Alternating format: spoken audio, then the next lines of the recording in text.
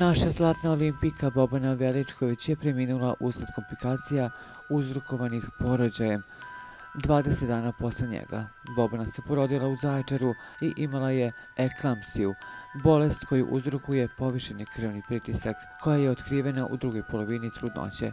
Takve trudnoće se tretiraju vrlo pažljivo jer komplikacije koje izaziva eklampsija mogu biti vrlo opasne i nažalost fatalne.